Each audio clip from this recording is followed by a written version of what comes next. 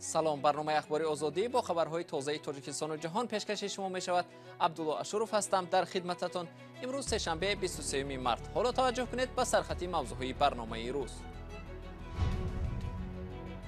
در تاجیکستان معرکه واکسین زنی ضد کووید 19 شروع شد. وزیر تندرستی خود واکسین گرفت و مردم را به امگذرانی دعوت کرد. مردم شریف تاجیکستان را دعوت میکنم برای پیشگیری برای از بین رفتن همین بیماری پاندمی کووید 19 حتما امگذرانی کردن. در پاکستان سرایت کرونا ویروس به ساکنان دوباره اوج میگیرد. مقامات میگویند نوی بریتانیایی ویروس به کشور سرایت کرده است. مایده بریزان بارانه در کولاب ساکنان با برگزاری مراسم اشکگلان برای آمدن سال پرفیض دست به دعا برداشتند. خدا را زاره میکنیم که باران برده ما همین آبمون بگیریم که همین مردم آب خوردنیش، آب پشاکش، آب همش بگیره. امروز در تاجیکستان معرکه واکسین گذرانی ضد بیماری کووید 19 شروع شد. مراسم رسمی آغاز واکسین زنی صبح روز 23 مارت در شفاخانه استقلال شهر دوشنبه صورت گرفت. در این مراسم وزیر تندرستی تاجیکستان و دیگر مقام‌های بلندپایه از نخستین نفرانی بودند که واکسین گرفتند و از ساکنان هم دعوت کردند از آنها پیروی کنند و واکسین بگیرند. ادامه موضوع در گزارش همکارم علیشیر ظریفی از شهر دوشنبه. در روز اولی واکسین زنی در تاجیکستان، осама макави раҳбари намояндагии сандуқи кӯдакони созмони милали муттаҳид ё юнисеф дар ин кишвар аввалин касе буд ки ваксинаи зидди COVID-19-ро гирифт. First of all, the reason I have decided to take the vaccination are different folds. سبب اولی که من نخستین شده این واکسینه را گرفتم آن است که 100% به تاثیر مثبت آن باور دارم. تا حال در جهان بیش از 22 میلیون نفر واکسین استرازنیکا را گرفتند. شخصا من هراس ندارم، به نتیجه مثبتش باوری دارم. So I personally I'm not afraid to take the vaccine. I have a full confidence. پس از رهبری دفتر یونیسف، وزیر تندرستی، دو معاون او و دیگر مسئولان بخش بهداشتی کشور نیز واکسینه استرازنیکا را دریافت کردند. برای پیشگیری و پنه‌شوی این بیماری حتمی است گذراندن امگذرانی عید همین بیماری حتمی است. برای هر یک مردم شریف تاجیکستان را دعوت میکنم که برای پیشگیری برای از بین رفتن همین بیماری پاندمی کووید 19 حتما امگذرانی کردن. با گفته وزیر تندرستی، در همه منطقه‌های کشور برای واکسینه گذرانی 3000 نقطه تشکیل شده است. در اینجا پس از واکسینه گرفتن حدودی 15 دقیقه در کرسی ها استراحت میکنند تا بعد از واکسینه گرفتن ببینند که وضع سلامتیشان چگونه است. پس از 15 دقیقه آنها میتوانند در شرایط معمولی کار خود را ادامه دهند. امامعلی رحمان رئیس جمهوری تاجیکستان روز 22 مارت قراری را به امضا رسانید که بر اساس آن از همین روز واکسینه زنی به ضد بیماری کووید 19 آغاز می شود. تاجیکستان تا کنون از خارجه 192,000 وایه یا دوزه واکسینه استرازنیکا را گرفته است. در نوبت اول کارمندان ساحه تندرستی، ساکنان از 60 ساله بالا، شخصان گرفتاری بیماری‌های مزمن غیر سرایتی و کارمندان ساحه معارف و علم این واکسینه را خواهند گرفت. حکومت تاجیکستان یک ماه پیشتر اعلام کرد که کرونا ویروس نو در کشور از بین رفته است. این ویروس تاکنون با گفته مسئولان وزارت تندرستی 13308 نفر را به بیماری کووید 19 گرفتار کرده، 90 نفر را کشته است. آماری که ایده به درستیش شبهه دارند و مقیاس بیماری و تلفات از آن را بیشتر از رقم‌های اعلام شده می‌دانند. حکومت پاکستان میگوید ظاهرا کرونا ویروس نو دیگر باره در این کشور با سرعت بلند دامن پهن میکند، زیرا نوع بریتانیایی آن هم به پاکستان رسیده است. این نوع ویروس به گفته متخصصان نظر به ویروس معمولی زودتر سرایت می شود و زود پهن می گردد. در این باره گزارش داریم از تلویزیون صدای آمریکا که همکار ما مولا رجب یوسفی تقدیم میکند. مقامات پاکستان میگویند نوع بریتانیایی کرونا ویروس نو که به پاکستان رسید سبب سرعت گرفتن سرایت کووید 19 شده است. با وجود این اکثریت چاره‌ها برای پیشگیری از بیماری را نادیده میگیرند. فروشگاه ها، بازارها و رستوران‌ها همه پر از آدمان بی‌نقاب هستند. هرچند به قول متخصصان نوع بریتانیایی کرونا ویروس نو واگیرتر است و زود سرایت میکند. حکومت نیز ظاهرا نمیخواهد رفت و آب و فعالیت‌های اقتصادی را محدود کند. پوشیدن نقاب طبی حتمی است، ولی برای نداشتن آن و رعایت نکردن مسافه اجتماعی کسی چیزی نمیگوید. حتی در داخل فروشگاه و بناهای حکومتی بسیاری ها قاعده های پیشگیری از ویروس را رعایت نمی کنند. بعضی ها این رفتار را خستگی از پاندمی نامیدند. حتی مردمان طرفدار رعایت قاعده های بهداشتی نیز بی‌پروا شدند و اکثریت به زندگی عادی برگشتند. کرونا ویروس تاکنون در پاکستان بیش از 13500 نفر را کشته و 600,000 کس دیگر را بیمار کرده است. موج سوم بیماری در راه است، اما واکسن زنی در پاکستان بسیار سست پیش می رود. سبب هم ترس از آریزه های جانبی بیماری و یا بافته های ترسناک درباره واکسن است. عین زمان حکومت را برای برنامه‌ریزی نامکمل و خرید واکسن کم تنقید می کنند.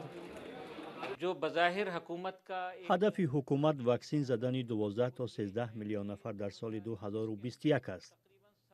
حالا کارمندان طبی و آدمانی از 60 ساله بالا واکسن نمیگیرند. واکسن زدن 12 میلیون نفر در بین اهالی 220 میلیون نفری پاکستان رقم بسیار کم است.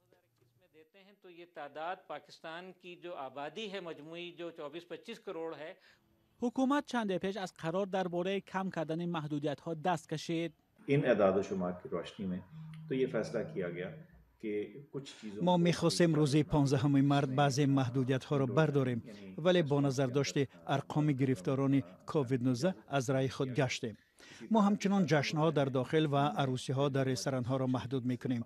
بر علاوه به مکتب ها در شهرهایی که بیمارانشان زیاد است امر دادیم همین حالا تعطیل بهاری اعلان کنند.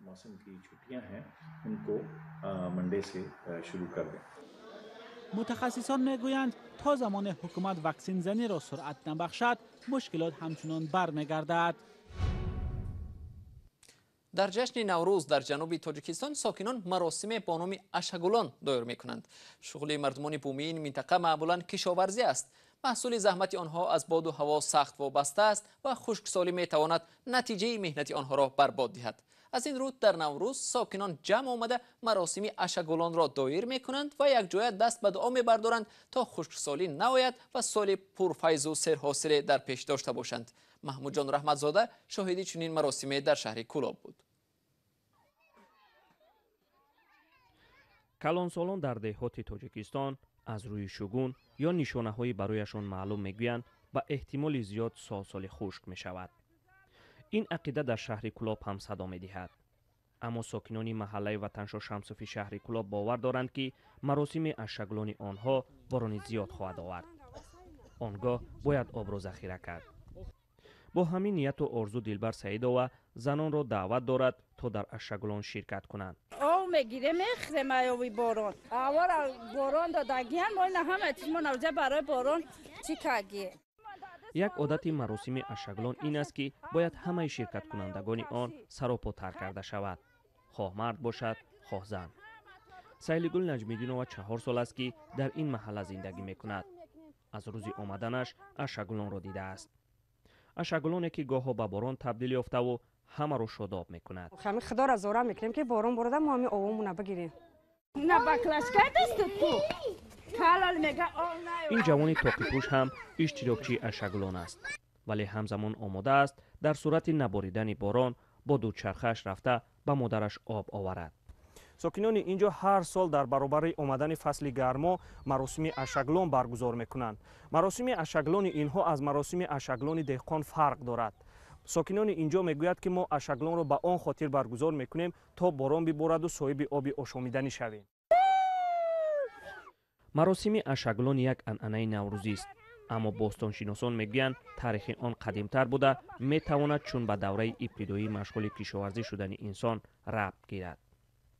پیش از اجرای آن پیران دهه پس از مشورت یکی از زنان روزگار دیده را مسئول اجرای این مراسم تعیین میکرده اند. در بعضی گوشه های ولایت ختلان دهقانان تا حال این مراسم را اجرا میکنند. اما برای محله وطنشاه شمسوفی شهر کولاب این مراسم یک شرط زندگی است، چون این دهه 8 سال پیش تشکیل شده هنوز شبکه آب ندارد. هر ساکنی آن در صورت نباریدن باران تا 3 تن آب می‌خرد. اگر سال خشک نباشد و اشکگلان باران دهد، پولی صرف می‌شده به ماه‌ها و سال‌های دیگر می‌ماند. در شهر باختر جنوب تاجیکستان مسابقه بوزکشی برگزار شد. این سبقت که به مناسبت جشن نوروز دایر شد و صدها چوباندازها را از سراسر کشور گرد آورد. جایزه ها نیز خیلی زیاد از جمله 6 ماشین، 200 اشتر و 100 گوسفند بود. اما بنابر مشاهده های خبرنگار رادیو آزادی در این سبقت اکثر اسب و چوباندازهای منصبداران تاجیک پیروز شدند. ادامه موضوع در گزارش از شارح ورزشی رادیو آزادی نرزالله لطیف. در سبقت بوزکشی نوروزی که روز 22 مارت در دهه عمر قزاق ناحیه کوشانیان دایر گردید، 3 بار اسب منصوب به انوشیروان پسر رستم امامعلی رئیس شهر دوشنبه غالب اعلان شد. اسب انوشیروان پهلوان اسب با نام گرگ. چوبانداز اسب منصوب به مرحوم خال مشرب رئیس سابق کمیته اندازی تاجیکستان ماشین جایزه گرفت. در این سبقت بوزکشی صدها اسب و چوباندازان از چند منطقه و اسب‌های افراد معروف کشور شرکت کردند. برای غالبان 10 ماشین سبکرو، 20 اشتر، 100 گوسفند و جایزه‌های مالی پیشنهاد شد. شرکت اسب‌های منصبداران در بوزکشی در تاجیکستان پدیده نو نیست. معمولاً در مسابقه چوباندازی و پایگاه اسب دوانی سوار این اسب‌ها خود منصبداران نیستند. اسب‌های آنها را بیشتر افراد مخصوص سواری می‌کنند. جلال‌الدین ایلهام نورسی 13 ساله تاجیک قهرمان شهر دوشنبه در بازی شاهمات میان کلانسالان است. از قابلیت فوق‌العاده او همسالان و شطرنج بازان دیگر به حیرت می‌آیند. اما او پیروزیش را در قهرمانی شاهمات دوشنبه تنها 1 قدم به پیش در نقشه‌هایش می‌داند و آرزوی قهرمان جهان عاید به شاهمات شدن را دارد. گزارش تلویزیونی نسته شوریم را در این باره نورسی شطرنج باز تاجیک میرزانبی خالقزاد تقدیم می‌کند. جلال‌الدین 13 ساله در معاشرت با کلانسالان و شخصان ناشناس خیلی شرمگین است. اما هنگام بازی شاهمات با رقیبانش خونسرد و قاطعانه عمل می‌کند. او از 5 سالگی به شاهمات بازی پرداخت و از آغاز با رقیبان از خود بزرگتر بازی می‌کرد. حریف او معمولاً پدرش است که داوری بین المللی شاهمات میباشد. برادر و خواهرش نیز شاهمات بازند. نزدیکان هنگام بازی با او کم نمی آمدند و برای پیروز شدن او بیشتر از آنها مشغول می شد. من بسیار با شاهمات مشغولم. آنها باشند به کار خود آورند. برای همین دستاوردهای من بیشتر است.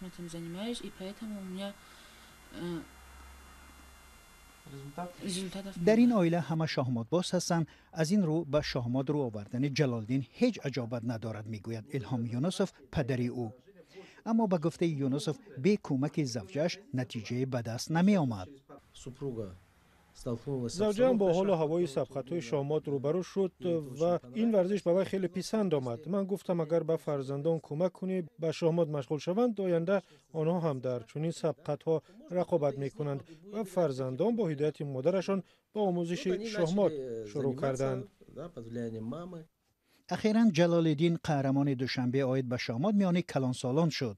ناوابسته به نورسیش در سبقت‌ها او تنها به حساب خونسردانه تکیه می‌کند و بیهوده ریسک نمی کند. من با 9 نفر قوا آزمایی کردم. از آن در 6 حالت رقیبانم را بردم و در 3 مورد دیگر بازی مساوی شد. موقع من خیلی قوی بود. این گونه موقع در سبقت با فلیکس خلفین در بازی هفتم به وجود آمد که من از او برتری داشتم، اما کمی آسوده شدم و رقیبم نتیجه را به مساوی کشید. جلال‌الدین هنوز نمیداند که آیا تمام عمر او مشغول شاهمات می شود یا نه. زینه بعدی برای جلال‌الدین قهرمانی شاهمات تاجیکستان است. او میگوید خیلی جدی به این سبقت آمادگی دیده است، اما اگر برنده هم نشود افسرده نخواهد شد. این گزارش آخری برنامه امروز بود. تشکر از شما که تا این لحظه ها با ما بودید. اخبار و گزارش دیگر را در سامانه رادیو آزادی www.azadi.org مطالعه کنید. تا برنامه‌های بعدی، خدا نگهدارتان.